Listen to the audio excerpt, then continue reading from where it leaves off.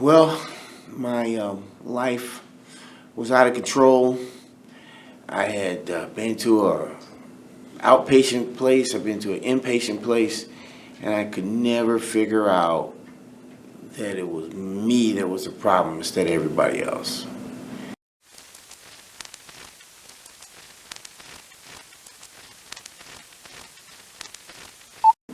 I got out of college, came down here, free as a bird. Got my own job. I had a job, good job, company car, expense account. It was just inevitable, you know. And all my coworkers were young college grads like myself, and it just, eventually just got out of hand. I wasn't really a big drinker in college or even before that, but I got down here and there was no checks, no balances, no nothing. And I took advantage of that.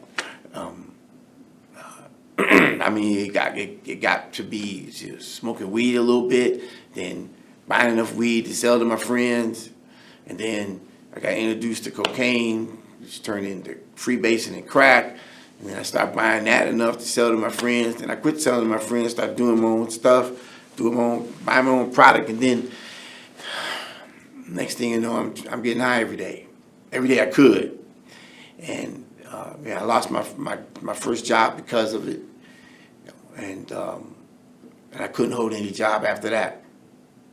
And even if I was doing well, it never worked out.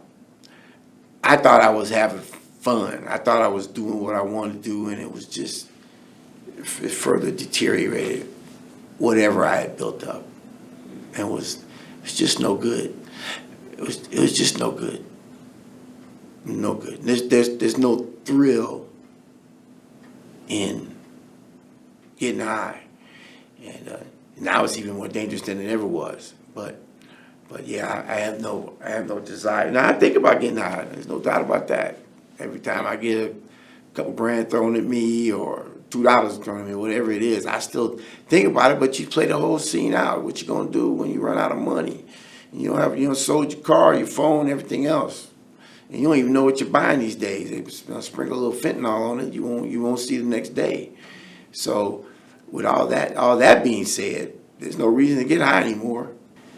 And so, the last time that I got arrested for having a dirty UA while I was on probation, a family friend suggested that I contact this place, and I did. Well, yes, I did. And I turned in the papers to the court, and they allowed me to come here for 6 months or a year if I chose. And it was the best thing that ever could happen to me. But I didn't know that at first.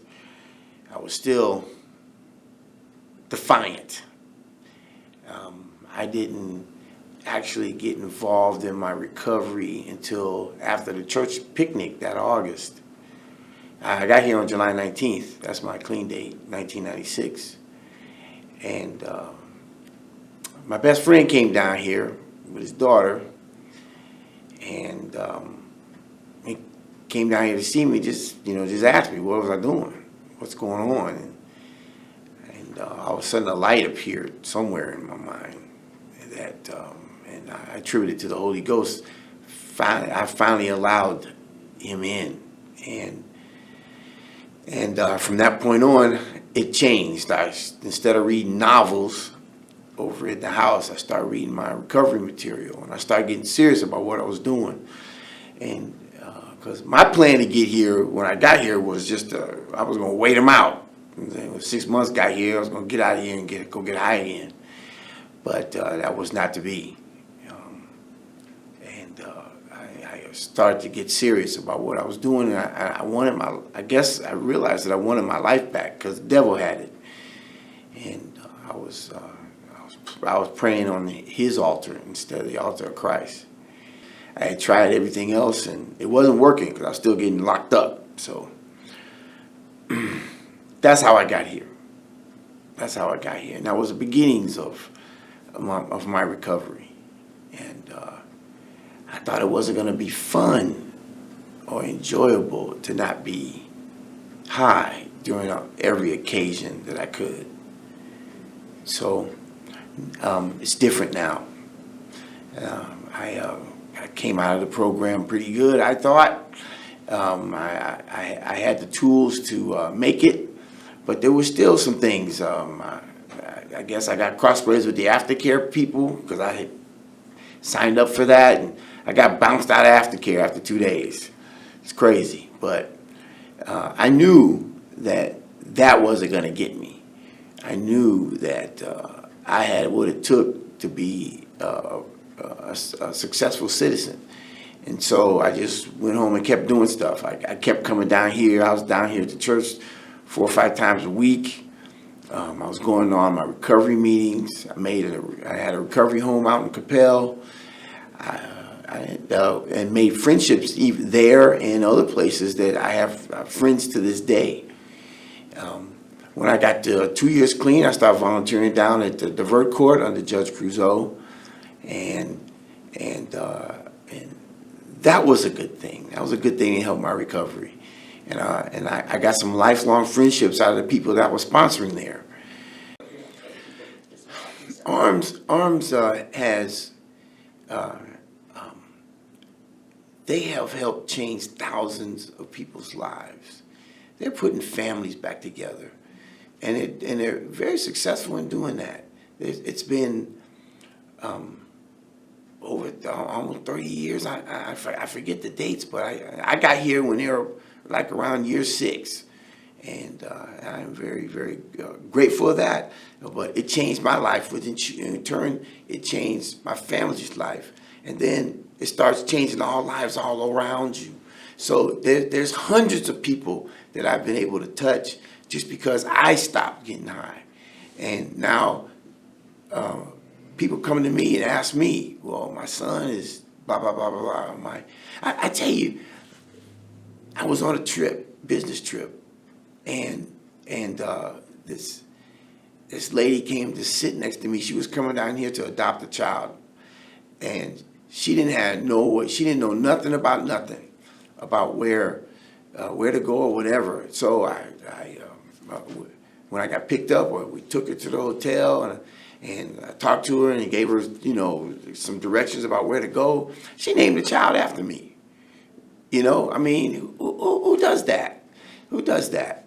The recovery has been great. The ARMS has been great. And me participating in what ARMS is doing, me teaching classes, me going over to the homes and talking to the guys, that's what we're here for. We're here to show them that Jesus Christ is real, recovery is real, and being with your family is real. And you have to approach it from a holistic point of view. You have to understand what's going on in the Bible. You have to understand what Jesus Christ has done for you, even when you weren't even paying attention. He was trying to guide you over there. He's trying to guide me there. He tried to tell me that recovery was better, and it wasn't until that one point that it did. And then your family needs you. Your family needs you. They didn't grow you up to be a dope fiend or drunk. That wasn't even part of it. It grew you up to be a good citizen in America, and that's real too. That's real. That's real. Man, I tell you, 2 weeks after I was out of the program, Cowboys were playing in the Super Bowl against Pittsburgh, and I was at somebody's house I didn't even know, but I didn't know anybody else to be with, so I went with a friend of mine. And the first half they smoking blunts, doing whatever.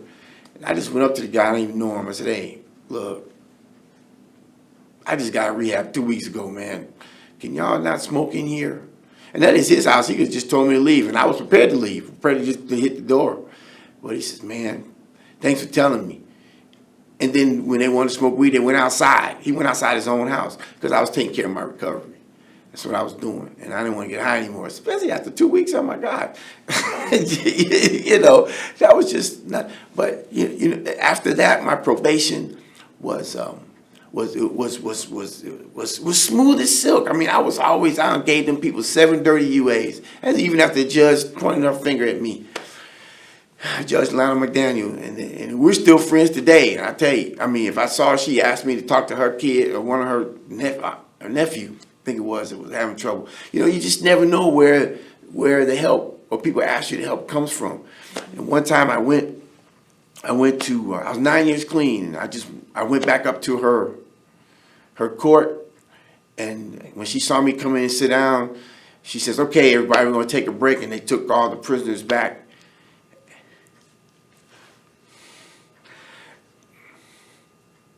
They took all the prisoners back. And she had me come up and tell a little bit of my story, because she's the last judge that I had to be in front of. And that's still wonderful to this day, that she had me in front of all her court staff. And I was just, she crying, and I'm crying, I'm still crying about it. So, yeah, I love recovery today. And all that crap I was doing before, destroying relationships, you know, I don't want to do that no more. I'm having fun right now, you know, living today without drugs and alcohol. It's the best thing I could have ever done. Yep. I mean, people just care. This whole family here.